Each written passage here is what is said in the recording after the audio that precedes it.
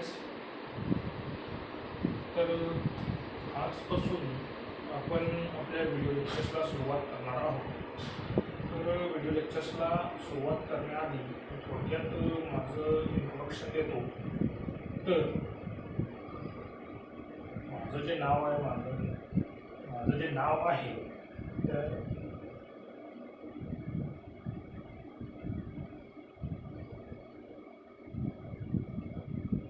सोनवणे. माझं जे एज्युकेशन झालेलं आहे ते झालं BTech in Computer Science and Engineering. ते जे एज्युकेशन आहे ते वाचन कॉलेज ऑफ इंजिनिअरिंग सांगलीमधून ॲटोनॉमस कॉलेज आहे त्या ठिकाणून मी माझं एज्युकेशन केलेलं आहे. आणि मी जवळपास फ्रॉम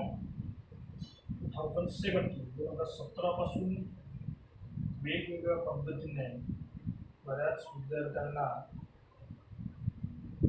बऱ्याच विषयामध्ये गाईड करत आहे. तर प्रामुख्याने म्हणजे मी 5वी ते 12वी इंजिनिअरिंगमध्ये कम्प्युटर आणि IT आणि इंजिनिअरिंगचा जो मॅथमॅटिक्स सब्जेक्ट आहे त्या सब्जेक्टचं गायडन्स मी प्रामुख्याने करतो.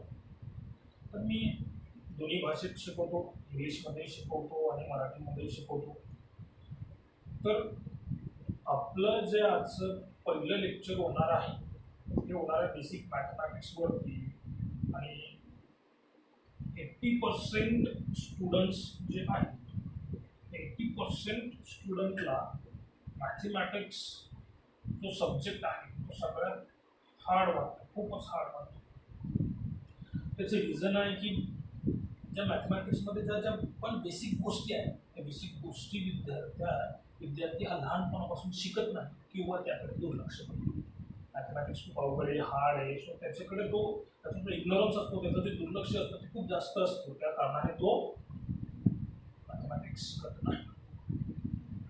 आणि न शिकल्यामुळे त्याचं प्रॅक्टिस न केल्यामुळे काय होतं की मॅथमॅटिक्स त्याच्यासाठी अवघड सब्जेक्ट बनतो. त्यामुळे आपलं जर आजचं पहिलं लेक्चर आहे ते आपण मॅथमॅटिक्सपासूनच सुरुवात करणार आहोत.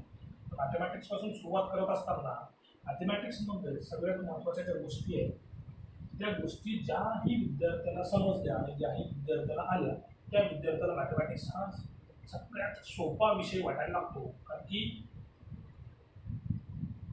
मला आणि मी नेहमी विद्यार्थ्यांना सांगतो की मॅथमॅटिक्स गणित हा सगळ्यात सोपा, व्हेरी इझी सब्जेक्ट, सगळ्यात सोपा विषय आहे. गणित हा विषय सगळ्यात सोपा आहे. आणि मी जे हे व्हिडिओज लेक्चर चालू करणार आहे ते व्हिडिओज लेक्चर चालू करण्याचं एकमेव कारण आहे की मला व्हिडिओ लेक्चर चालू करत असताना किंवा व्हिडिओ लेक्चर्स प्रोव्हाइड करत असताना मी बरेचसे व्हिडिओ लेक्चर बघितले ज्याच्यामध्ये कंटेंट सोडून बाकीच्या गोष्टी ज्या आहेत त्या बऱ्याच असल्यामुळे विद्यार्थ्यांचं जो सिरियसनेस एज्युकेशनमध्ये हवा तो दिसत नाही. मग तो सिरियसनेस टिकून राहिला पाहिजे म्हणून आपलं जे लेक्चर्स होणार आहे ते कंटेंट बेस होणार आहे. कंटेंट सोडून बाकीचं काहीच नाही. म्हणून जो मी व्हिडिओ बनवणार आहे तो 20 ते 25 मिनिटापर्यंतच बनवणार आहे जेणेकरून विद्यार्थ्यांना बोर होणार नाही. आणि मी विद्यार्थ्यांना समजवणारच अशा पद्धतीने आहे की ज्याच्यामुळे ते विद्यार्थी स्वतः त्या विषयामध्ये गुंतून राहतील. बाकीच्या गोष्टींची आपल्याला गरजच भासत नाही. तर विद्यार्थ्याला विषयामध्ये इंटरेस्ट निर्माण झाला तर विद्यार्थीला ते कॉमेडी करत बसा, जोक मारत बसा त्या गोष्टीची गरज भासत नाही. काय कारण की फक्त विषयामध्ये इंटरेस्ट निर्माण करणं गरजेचं आहे. एकदा इंटरेस्ट निर्माण झाला की विद्यार्थी आपोआप त्या विषयाकडे खेचला जातो, त्याला बाकीच्या गोष्टी त्याला बोर होतच नाही. त्यामुळे आपला जो विषय आहे आपण टोटली कंटेंट बेस्ड व्हिडिओ बनवणार आहोत. त्यामुळे आपलं आजचं जे व्हिडिओ लेक्चर आहे ते बेसिक मॅथमॅटिक्स. मॅथमॅटिक्स सॉल्व्ह करत असताना आपल्याला सगळ्यात महत्त्वाच्या 5 गोष्टी लागतात. 5 महत्त्वाच्या गोष्टी, 5 इम्पॉर्टंट थिंग्स.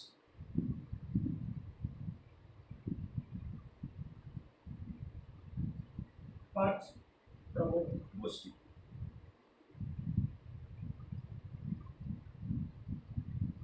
आता त्या गोष्टी कोणत्या? या 5 गोष्टी ज्याला आल्या तर मॅथ्स इझी जातो.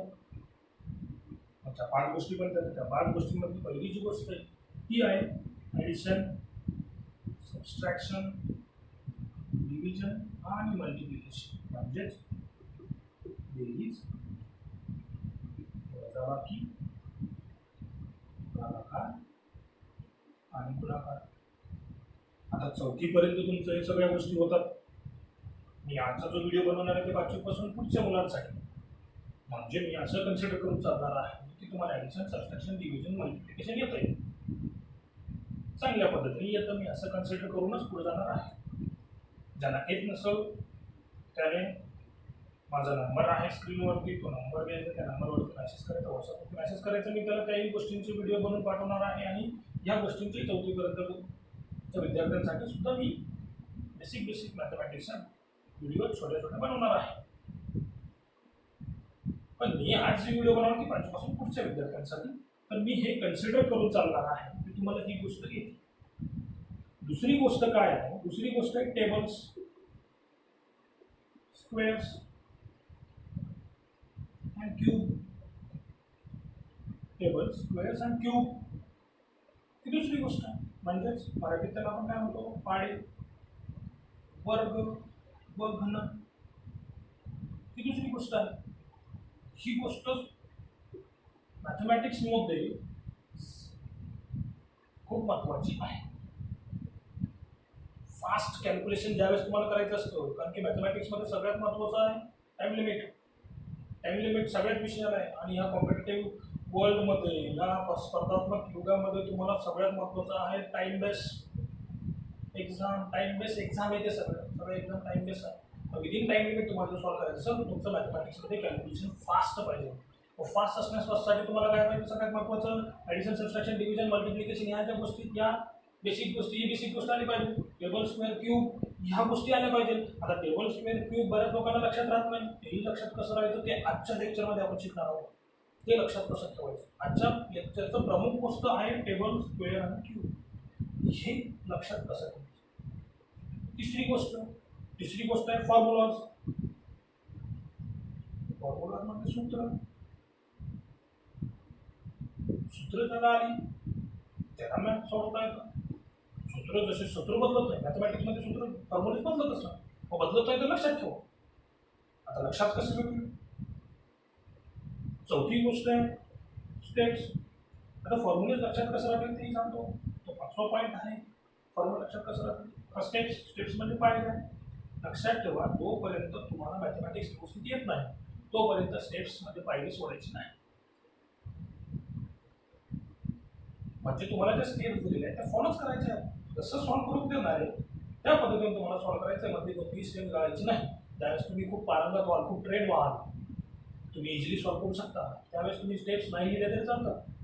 पण एक्झाममध्ये एक्झाम देत असताना तर एक्झाम थेरी बेस असेल, थेरी बेस असताना तुम्हाला काय स्टेप्स लिहावं लागतात. स्टेप्स लिहायच्या. 12वीपर्यंत स्टेप्स कंपल्सरीच आहे. इंजिनिअरिंगमध्ये जरी गेलात तर मॅथमॅटिक्समध्ये स्टेप्स कंपल्सरी आहेत. तर त्या कारणाने तुम्ही स्टेप्स सोडू शकत नाही. आणि ह्या 4 गोष्टी कायम लक्षात ठेवण्यासाठी सगळ्यात महत्त्वाचं आहे प्रॅक्टिस. प्रॅक्टिस म्हणजे सराव.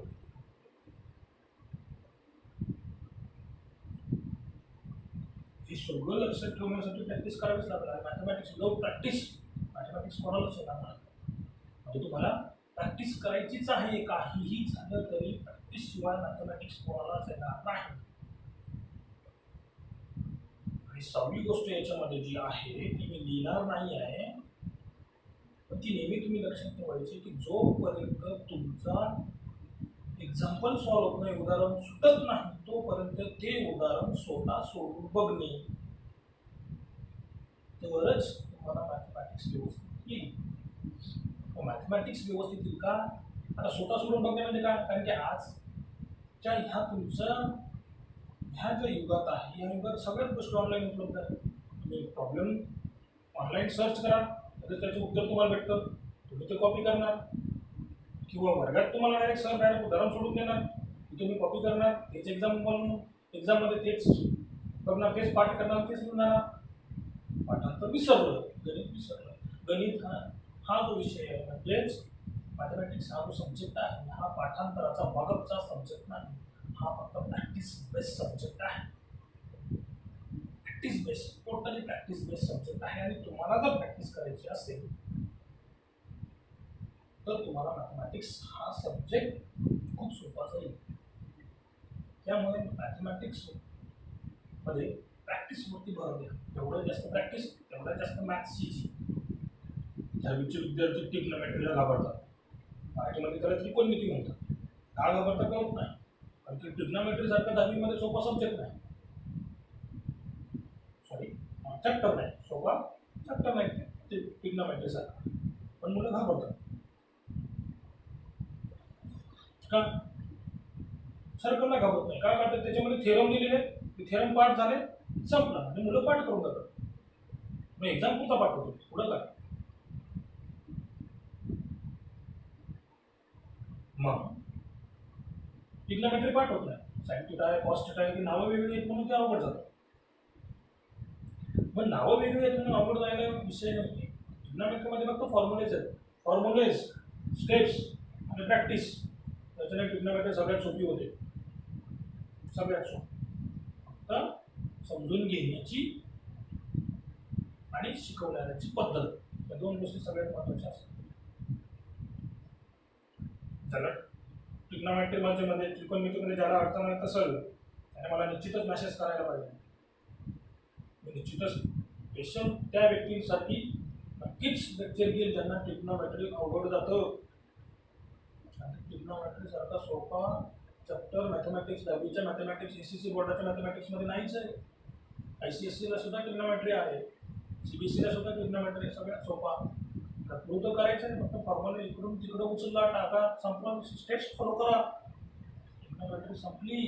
काहीच नसताना विद्यार्थ्यांनी त्याला भोपाली बसून घेतो ट्रिग्नोमेट्रीला. बस माझ्या डोक्यावर बस, असं करून काय केलंय की त्याला डोक्यावर बसून घेतलं. डोक्यावर बसून घेतल्यामुळे काय झालं की डोक्यावर बसला, डोक्याच्या आतमध्ये काय बसला. त्यामुळे काय नाही, मॅथमॅटिक्समध्ये प्रॅक्टिस सगळ्यात महत्त्वाची. म्हणून ह्या 5 गोष्टी सगळ्यात महत्त्वाच्या. ज्याने काय स्वरूपी लक्षात ठेवलं त्याला मॅथमॅटिक्स शिकवलं. मी पहिला जो पॉईंट आहे तो गृहीत धरून चालला की 4थीपर्यंत तुम्ही हे सगळं शिकलेला. ॲडिशन, सबट्रॅक्शन, मल्टिप्लिकेशन, डिव्हिजन तुम्हाला फास्ट येते. फास्ट नसली येत तरी मला येते. तुम्हाला कॅरी घेता येतो, बॉरो घेता येतो, मल्टिप्लिकेशन करता येतं, डिव्हिजन करता येतं, असं मी गृहीत धरून चालतो. मग तुमचा जो सेकंड पार्ट आहे, जो आजच्या आपल्या लेक्चरचा विषय आहे, तो आहे टेबल, स्क्वेअर्स आणि क्यूब. हे लक्षात राखले विद्यार्थ्यांना.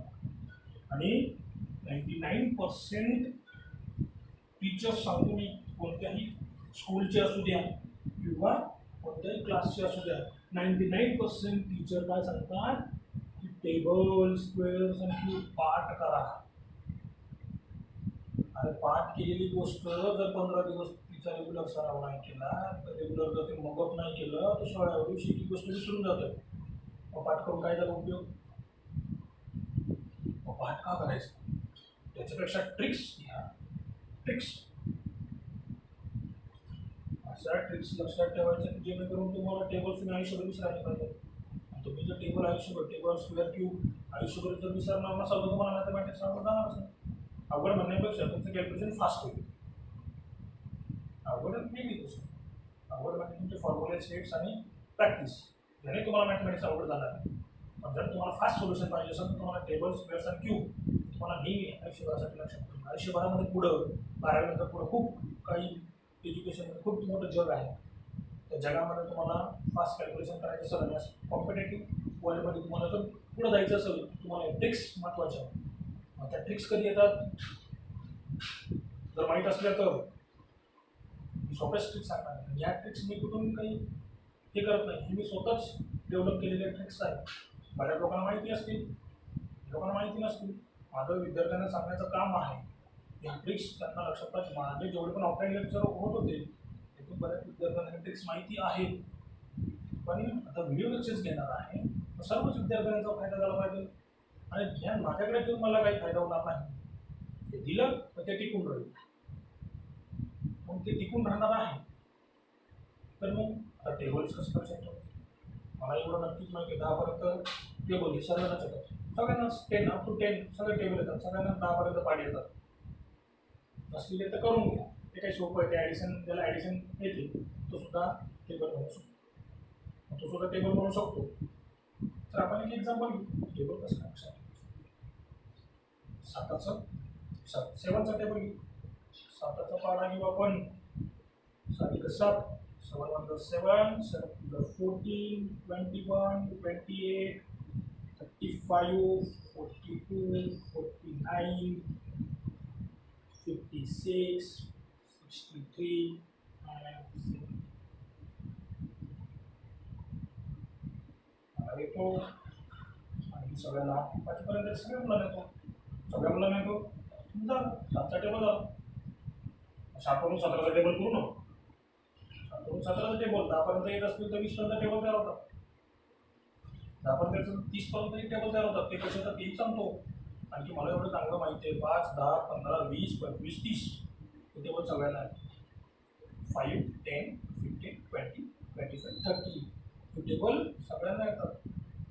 त्याचं कारण कोणालाच आजपर्यंत कळलं नाही. सगळ्यांना सोपं जातं.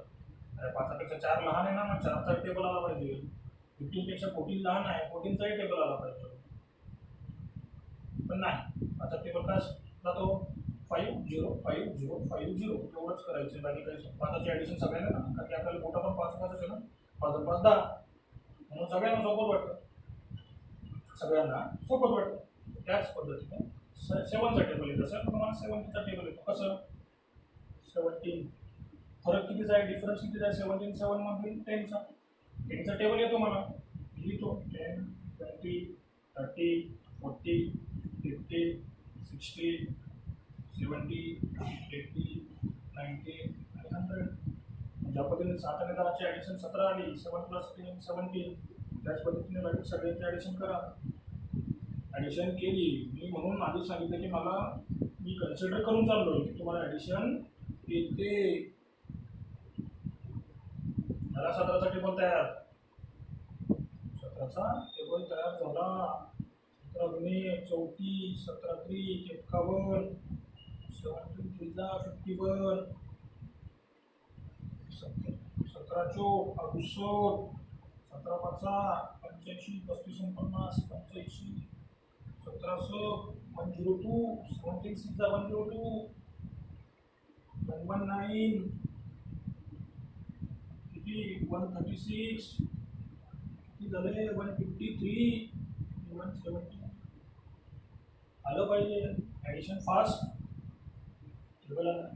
आता तुम्ही म्हणणार सर मग काय, जर मला याची डिव्हिजन करायची आहे तर मी काही एवढं लिहित बसू का, मी एवढं लिहित बसू का, एवढं लिहित नका बसू, एवढं लिहित नका बसू.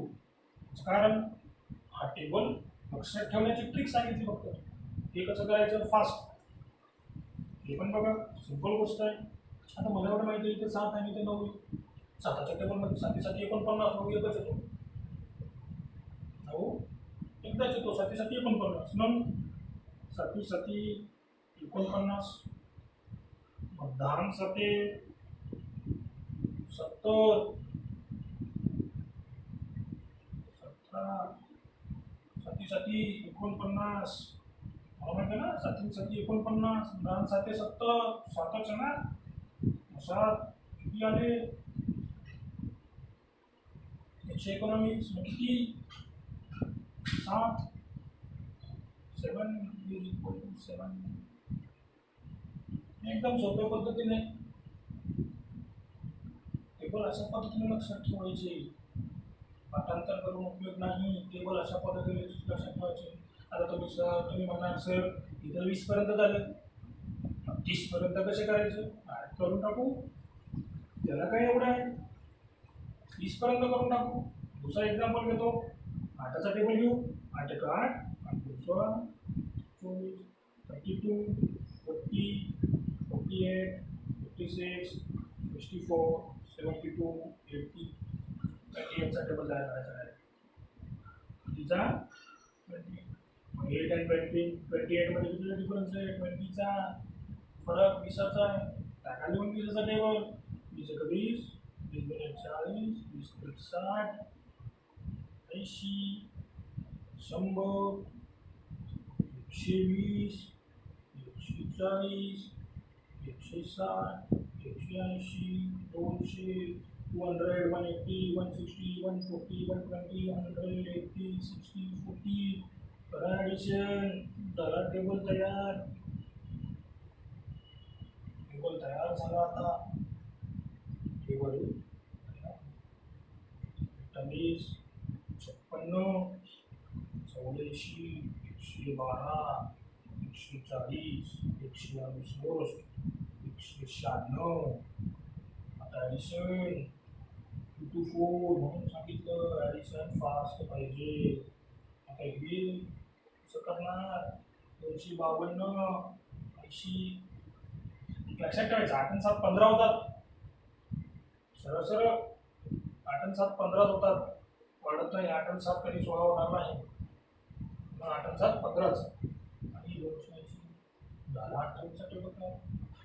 म्हणजेच जर तुम्हाला 10 पर्यंत टेबल येत असतील, तुम्हाला 18चं टेबल येईल. 8च्या टेबलवरून 8च्या टेबलवरून 28चं सुद्धा टेबल येईल. ही गोष्ट लक्षात ठेवायची. लाईफ टाईम टेबल कधी विसरत नाही. ज्यावेळेस तुम्हाला एक्झाम द्यायची असते त्यावेळेस सरळ सरळ कॅल्क्युलेशन करायचे असेल. आता 252 गुणिले 28, 252. आता बघा, आता याच्यामध्ये 2 ठिकाणी आलेले आहेत. दोन ठिकाणी 8 चौक 32 आणि 8 नऊ 72. पुसून टाकतो. बाकीच्या गोष्टी डिव्हिजन कसं करायचं? मग 8चा टेबल आणि दोघांमधला डिफरन्स 20, 28 आहे ना. मग 8 चौक जर 32 केलं, 8 चौक 32 केलं तर हे मी 20 चौक 80 करतो. या दोघांची बिल 112 येते, म्हणजे 252 नाही बसत. हे संपलं. मग हे मला माहिती आहे 8 9 72 आणि परत 20 9 180, 252 आलं ना. मला किती आले? 9 72, 8 9 72, 28 9 252, 28 9 252. सिंपल गोष्ट. Calculation tricks. त्या ट्रिक्स ज्याला आल्या त्या टेबल्स पाठांतर करायची गरज नाही. आता तुम्ही मला सगळ्या टेबलचं झालं. स्क्वेअरचं कसं करायचं? स्क्वेअरला पण ट्रिक आहे, स्क्वेअर्सला पण ट्रिक आहे. आता स्क्वेअर्सला कसं ट्रिक आहे पण बघायचं. त्यामुळे सगळ्यात आधी ज्याच्या युनिट डिजिटला 5 आहे त्याची ट्रिक सांग. ज्या नंबरच्या युनिट डिजिटला 5 आहे, म्हणजे 5चा स्क्वेअर 5चा वर्ग 25 येतो. 15चा वर्ग यायला पाहिजे. बऱ्याच लोकांना इथे असेल. मी सांगतो 25 येतो. 25चा वर्ग मी सांगतो 625 येतो. 35चा वर्ग मी किती सांगतो? 25 आणि 12 1225 येतो. 1225 येतो. आता कसं काय करतो मी? याचं पण सांगतो. 95चा वर्ग, 95चा स्क्वेअर किती येतो? तर मी असं म्हणाल की 9025 येतो. आता एवढा फास्ट काय? त्याचं ज्याच्या पण युनिट डिजिटला 5 असेल, युनिट डिजिट एकक स्थानाला जर 5 असेल, ज्या नंबरच्या एकक स्थानाला 5 असेल त्याचा वर्ग काढत असताना लक्षात ठेवा. समजा 45 आहे, 45चा वर्ग करायचा आहे. 45 गुणिले 45 नका करत नसो. मूर्ख आहात तुम्ही जर असं केलं तर. 45 गुणिले 45 सोडवत बसा. बाकीच्या पुढे निघून. मग काय सर त्याचा पेपर लवकर झाला. मग तू काय करत होता? त्याचा पेपर लवकर झाला तर ट्रिक लक्षात ठेवली त्याने. तू काय करत होता? बरोबर. म्हणून काय ट्रिक लक्षात ठेवायची. 45 पंचायत नका करत बसू. मॅथमॅटिक्सची महाभाग नका बनू तुम्ही. काय करा? ट्रिक लक्षात ठेवा. आता ट्रिक कसं काय? 45चा याच्या युनिट डिजिटला एकक स्थानाला काय 5 आहे. तिथे 5चा वर्ग लिहून घ्यायचा. किती येतो? 25. तर लक्षात ठेवा ना 5चा वर्ग. नाही तर 5 गुणिले 5 करत बसा तिथे बी. 5चा टेबल नका म्हणत बसू. 5 1 5 5 2 10 5 1 15 5 24 5 5 25. 5वीच्या पुढचे तुम्ही 10 पर्यंत टेबल तोंड पण पाहिजे, 5 5 25 लक्षात पाहिजे. 10 पर्यंत वर्ग तर पाहिजेलच तुमचे. ते स्क्वेअर तुम्हाला ते अप टू 10 पर्यंत आलेच पाहिजे, नेहमी लक्षात पाहिजे. 9 9 9 9 चा 81 आलाच पाहिजे. 9 चा स्क्वेअर विचारा, 9 1 चा 9 9 2 चा 18 असं नका करत बसू बाबा. बरोबर. तर काय 5 चा स्क्वेअर 25. मग 4, मग 4 च्या पुढची संख्या काय आहे? 5. 4 च्या पुढची संख्या काय? दोघांना 4 5 20 झाला ना. 20 आणि 25 45 चा वर्ग, 45 चा वर्ग काय तो 2025 2025. सेम 65 चा स्क्वेअर काढताना 5 चा 25, 6 च्या पुढची 6 च्या पुढची व्हॅल्यू काय 7. 7 चा कॉम 42, 6 7 जा 42, 42 25 आपणच वर्ग झाला 65 चा वर्ग झाला. अशा पद्धतीने ट्रिक्स लक्षात ठेवायची वर्गाची. ही कोणाची ट्रिक आहे सांगा, हीच लागू होत नाही. कोणाची ट्रिक आहे? ज्याच्या युनिट डिजिटला म्हणजे एकक स्थानाला काय आहे 5 आहे, त्याच्यासाठी तुम्हाला असा वर्ग काढायचा. बरोबर. मग आता बाकीचे वर्ग कसे काढायचे? बाकीचे वर्ग कसे काढायचे बघा. पहिली पद्धत सांगतो वर्ग काढण्याची. पहिली कोणती पद्धत आहे? एकदम लक्ष द्यायची. पहिली पद्धत आहे की ज्याचा वर्ग काढायचा त्याच्या आधीचा वर्ग तुम्हाला माहिती पाहिजे. म्हणजे समजा 16 चा वर्ग मला काढायचा, 16 चा स्क्वेअर मला काढायचा, मला त्याच्या आधीची संख्या काय 15, 15 चा स्क्वेअर माहिती पाहिजे. 15 चा स्क्वेअर माहिती पाहिजे. 15 चा स्क्वेअर 225 आहे. आताच कोण दाखवा याच्या युनिट डिजिटला 5 आहे. एकाच्या पुढची संख्या 2, 1 गुणिले 2 2, 5 चा वर्ग 25, 5 वर्ग 25 आणि 1 गुणिले 2 2, 2 चे 25 225.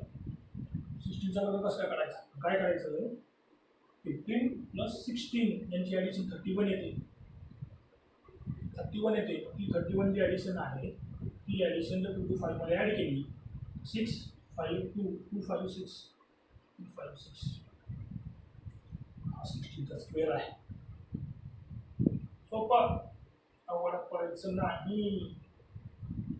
अशा पद्धतीने जायचं. सोपं. या ट्रिक्स आहे, मेथड्स बऱ्याच लोकांना माहिती नाही आहे, म्हणून माझी लेक्चर बघा. सर डोक्याला लई येड आहे. सर डोक्याला लई येड आहे. काही बी शोधून काढतो तर त्यात फरक पडेल सोनल सरच्या. त्याच्यामुळं काय काही बी शोधून काढतो पण बरोबर शोधतो. बघायचं का पुढचं? हे फक्त एकच नाही, पुढचं बघा. 17चा वर्ग 7 चा माहिती नाही, मला 16चा माहीत झाला. 256 16 प्लस 7 किती येतो 33. मग काय 256 मध्ये 33 ॲड केला 17 चा वर्ग 289 आला. म्हणजे माझी ट्रिक बरोबर आहे. ट्रिक बरोबर आहे. आता तुम्ही काय म्हणणार तर 28 चा वर्ग काढण्यासाठी काय 16 पासून सुरुवात करू का 25 चा वर्ग मला येईल त्या मेथडने काढले. त्याच्या 25च्या एकच स्थानी 5 आहे, डिजिटला 5 आहे, म्हणून मग त्याचा वर्ग काढेल 625. 26 चा करू, 27 चा करू, 28 चा करू. एवढं एवढा कोणा चालू आहे का? त्याची वेगळी मेथड. काहीच करत बसायचं नाही. त्या मेथड कुठंच भेटणार नाही. तुम्ही पूर्ण ऑनलाईन सगळं चेक करून बघा. भेटलं का मला सांगा. माझं व्हिडिओ लेक्चर ऐकून सर्च करायचं, या मेथड भेटलं का मला सांगायचं. हां, ही फक्त 15ची जी मेथड आहे तुमच्याकडे 4थीच्या आणि 7वीच्या स्कॉलरशिपमध्ये तिच्या बुकमध्ये आहे. 15ची त्याच्या एक स्थानी 5 असला त्याचा वर्ग कसा काढायचा, त्याचा स्क्वेअर कसा काढायचा, त्याची मेथड पुस्तकात आहे. ही बाकीची मेथड पुस्तकात सापडणार नाही. तुम्ही चेक करून बघा. आता बघा, फक्त सर या गोष्टी सांगत नाही. मी सुरुवात करतोय बेसिक मॅथमॅटिक्स पासून. तुमचं मॅथमॅटिक्स एकदम स्ट्रॉंगच झालं पाहिजे, गॅरंटी देतो. माझे फक्त 1 महिना लेक्चर करा मॅथमॅटिक्स अरे इंटरेस्टच एकदम. मग काय 15चा वर्ग आहे 16चा 17चा का हेच करत बसायचं का? हेच नाही करत बसायचं. 28चा काढायचा म्हणून काय 25 पासून सुरुवात नाही करायची. 28चा वेगळ्या पद्धतीने काढायचं. ही ट्रिक्स फक्त काय, जर तुम्हाला त्याच्या आधीचा वर्ग माहीत असेल तर ही ट्रिक वापरायची, नसेल माहिती दुसरं वापरायचं. दुसरी कोणती ट्रिक वापरायची? दुसरी जी ट्रिक आहे ती कोणती वापरायची? ती वापरायची आता सांगतो ती म्हणजे कोणती?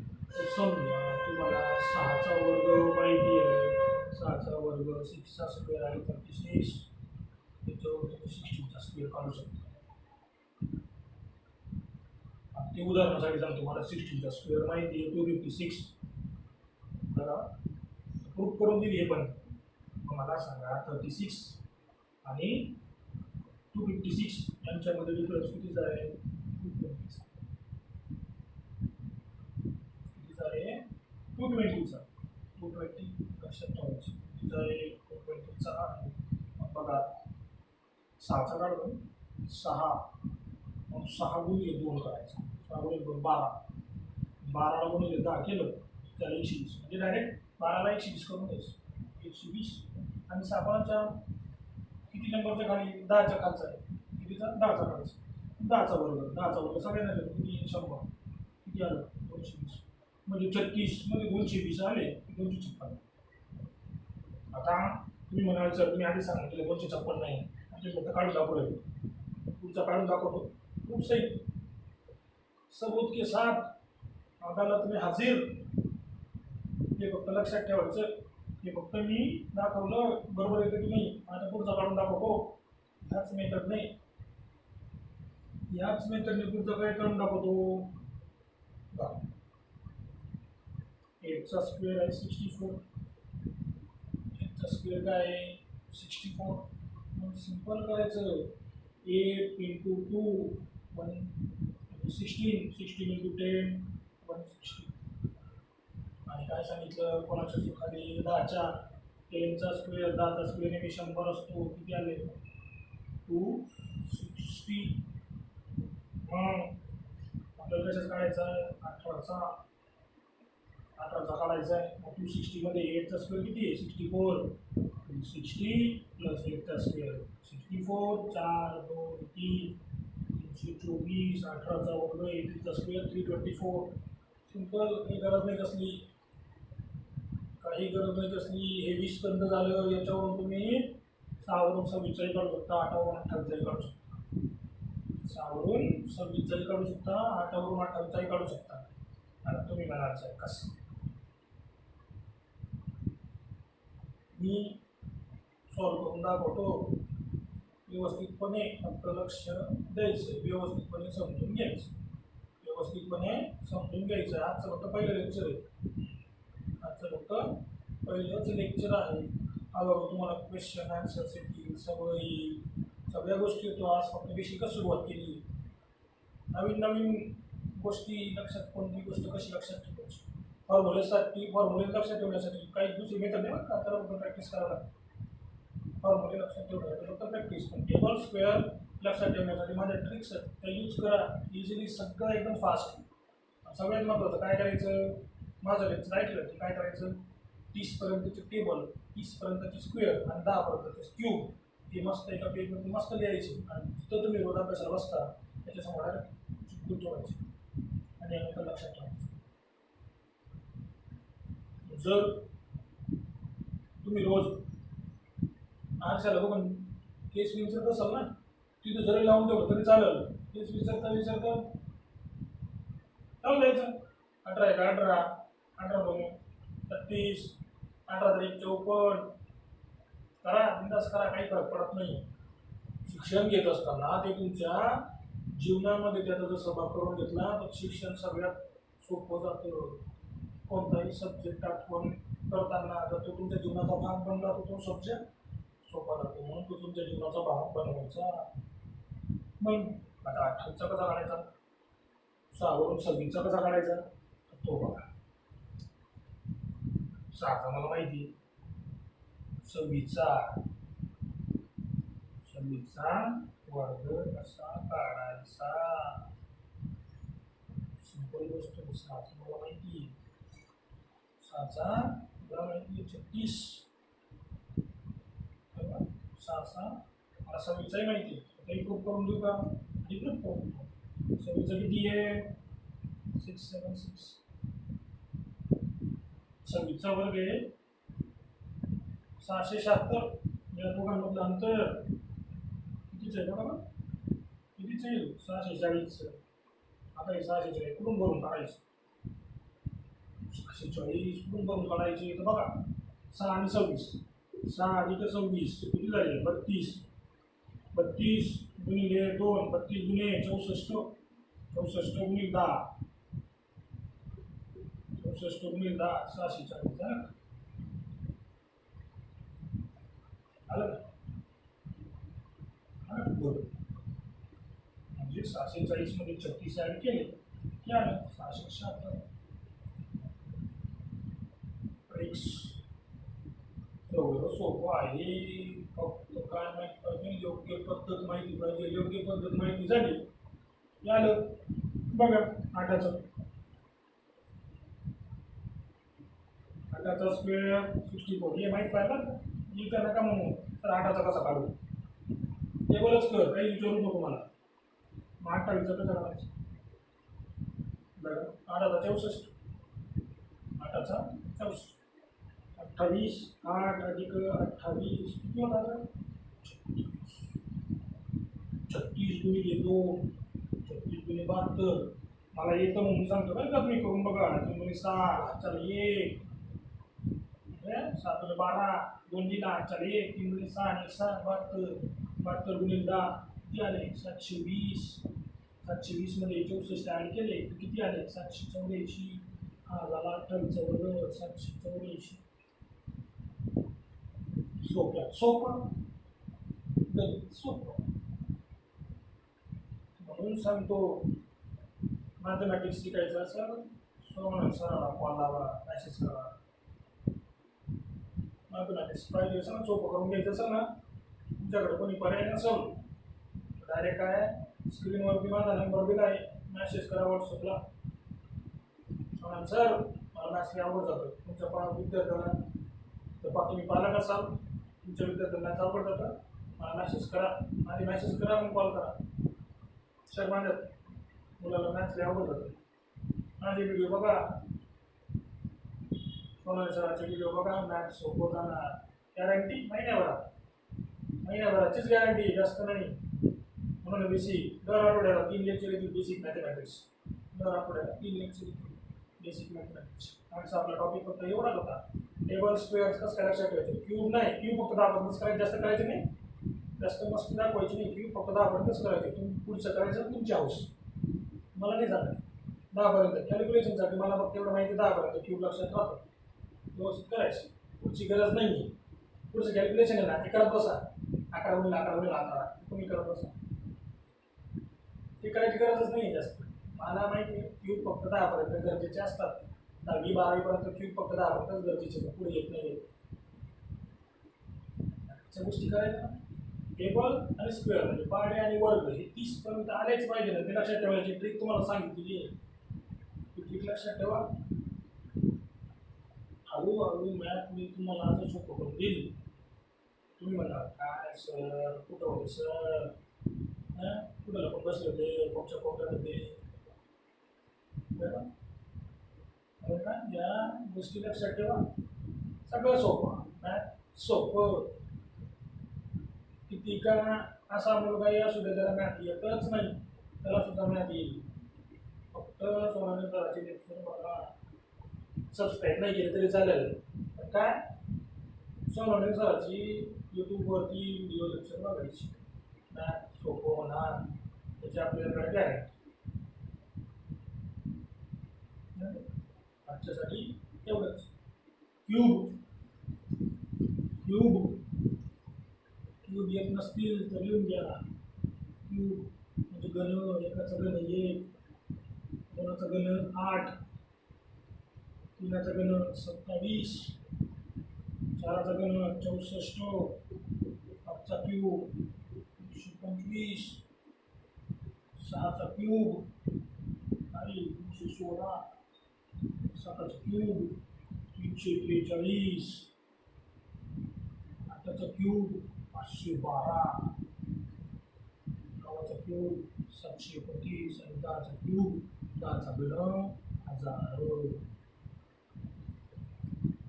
10चा घन 1000, बेसिक बेसिक गोष्टी शिका, ज्या गोष्टी बँकिंगचे जे एक्झाम देतात ते मुलं त्यांना सुद्धा महत्त्वाचे. फास्ट कॅल्क्युलेशन ॲप्टिट्यूड त्यांना सब्जेक्ट आहे, त्यांना सुद्धा या गोष्टी महत्त्वाच्या आहेत.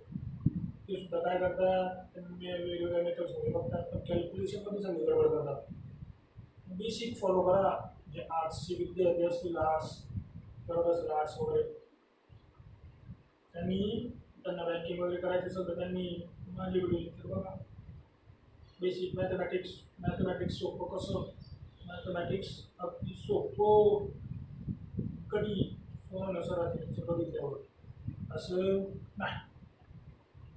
मग काय करायचं, या सोप्यातल्या सोप्या ट्रिक्स यूज करायच्या. टेबल्स प्लस आणि क्यूज लक्षात ठेवायचे. चेक करून बघा सगळं दिसेल. त्यासाठी एवढंच घेतो, बाकीचं मध्ये बसू. बाकीचे पण लेक्चर शिकतील. ज्या कोणाला जे कोणी कम्प्युटर IT डिप्लोमा डिग्रीला असतील त्यांना प्रोग्रामिंग लँग्वेजमध्ये C++, जावा, पायथॉन आणि तुमचे software testing, software engineering, TOC competition ह्या सब्जेक्टमध्ये जरी अडचण येत असेल तरी माझा स्क्रीनवरती नंबर आहे. इंजिनिअरिंगमध्ये मॅथ्स, डिप्लोमामध्ये जे पण मॅथ्स अडकत असतील मला मेसेज करा, ते सुद्धा व्हिडिओ बनवणार आहे. 11वी 12वी सायन्स आणि कॉमर्स यांच्या मॅथ्सचे सुद्धा व्हिडिओज येणार आहेत. यांचे सुद्धा मॅथ्स शिकायचं असेल ना, माझे सायन्सचे लेक्चर येतील, इंग्लिशचे येतील, सगळेच 5वी ते 10वी सगळे सब्जेक्ट. 11वी 12वी मॅथ्स, इंजिनिअरिंगमध्ये कम्प्युटर IT रिलेटेड सगळे सब्जेक्ट आणि डिप्लोमाचा मॅथ्स सब्जेक्ट. ही सब्जेक्ट मी 100% घेणार. त्याचे व्हिडिओ लेक्चर्स तुम्हाला येणार